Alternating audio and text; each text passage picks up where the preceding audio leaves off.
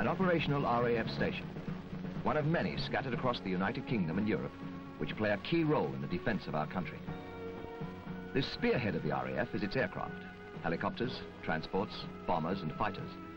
And to keep them flying, an army of highly skilled technicians. Among the most important of these is an elite group, the armourers.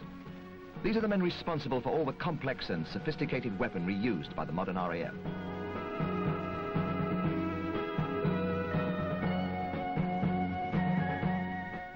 Without their skills, the Air Force would become an air line. And so the armourer really is the man at the sharp end.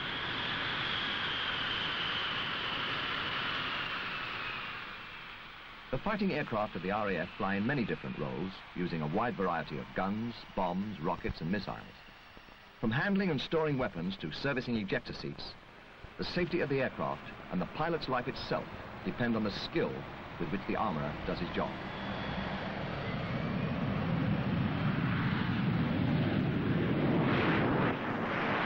The responsibilities which the armourer must be prepared to accept as part of his service career require a high level of training, and for direct entrance, this starts at the R.A.F. Technical School at Horton. Just like its civilian counterparts, the polytechnics and sixth form colleges, Horton provides specialised further education in its most concentrated form. The weapons fitters course is designed with the special requirements of the R.A.F. very much in mind.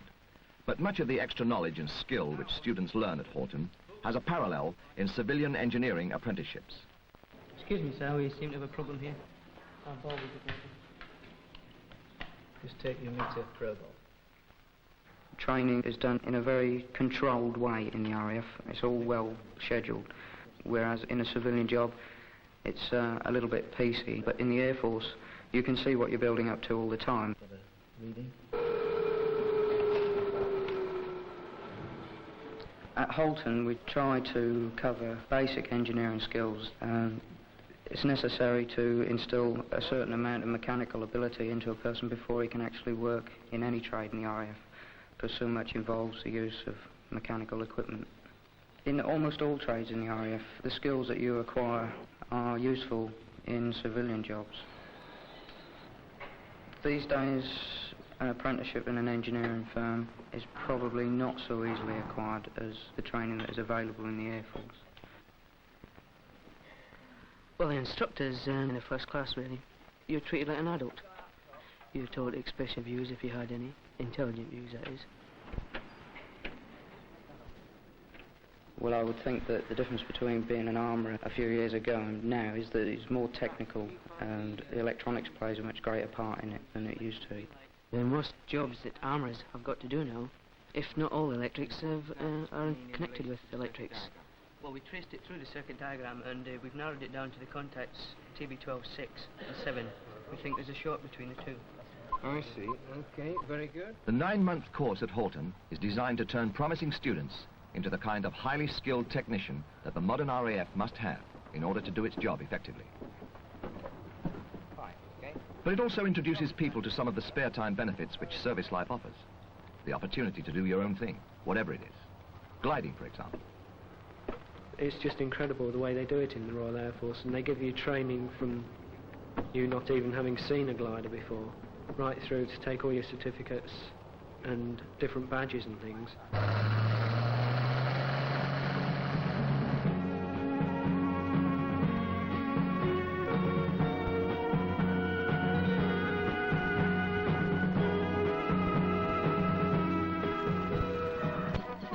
You've seen it before, whether in a film, on television, or at an air display.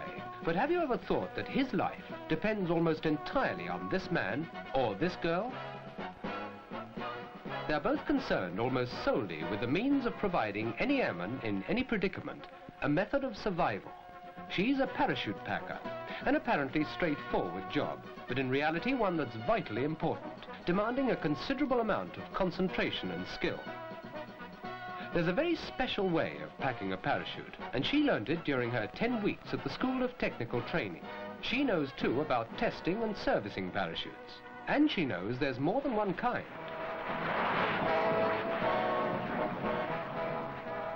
These parachutes, called brake chutes, are in constant use today for modern aircraft with their very high landing speeds. Each one has to be recovered after use, so that it can be taken back to the center for examination, drying, and repacking. The tapes, or streams as they're called, are replaced after 35 flights, and the whole chute scrapped after 70.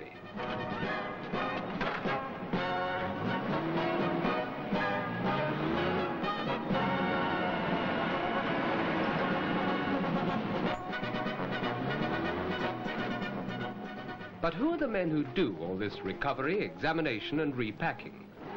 They're known to give them their trade name as survival equipment fitters. And they're very aware that the packing of a brake chute is just as important and intricate as that of an airman's personal parachute.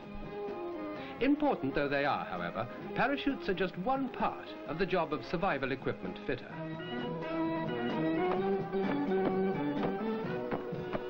These men are concerned with just about every type of survival equipment. Dinghies, for instance, and not just one type of these, from the big multi-seat life rafts to the small personal ones, all of them having to be kept in top condition. They are serviced, checked, then tested for air leaks.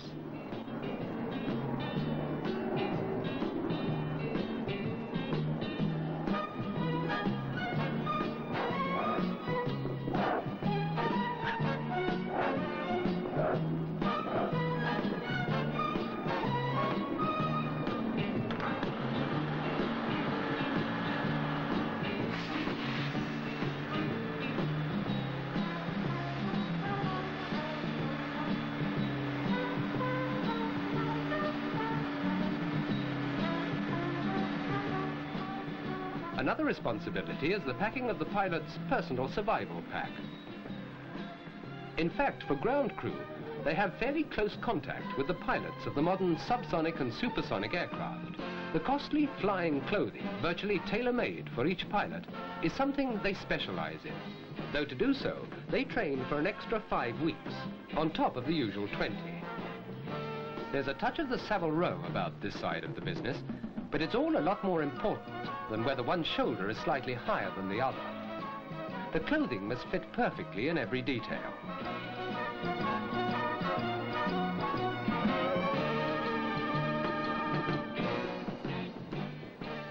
Amendments, modifications, and alterations are always a matter of urgency. This part of the process is vital to a pilot who has to think in thousandths of a second. Nothing must be allowed to irritate or be uncomfortable, lest his mind is distracted at a crucial moment during the flight. The routine check by the medical officer is extremely important.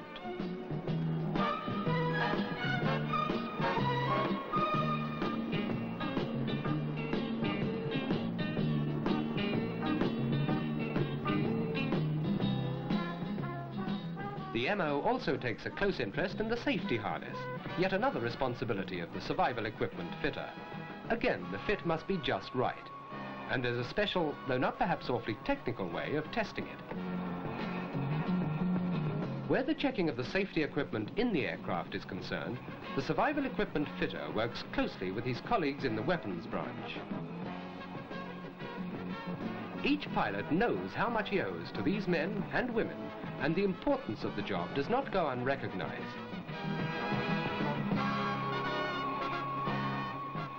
Each pilot is expected to play his part too in ensuring his own safety, and it's required that he undertakes what's known as wet drill at least twice a year.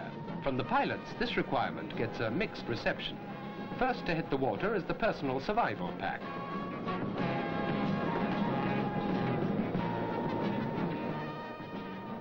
The operation holds particular interest to your survival equipment fitter. It's the most stringent test possible of his work.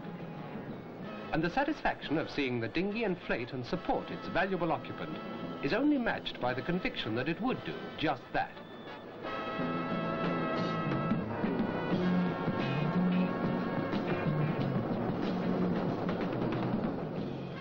Yes, the business of survival equipment is one of the unsung trades in the Royal Air Force. But as every aircrew member is well aware, it's one of the most important. And the integrity and skill of every man and woman concerned with it is reflected in the confidence with which the equipment is used.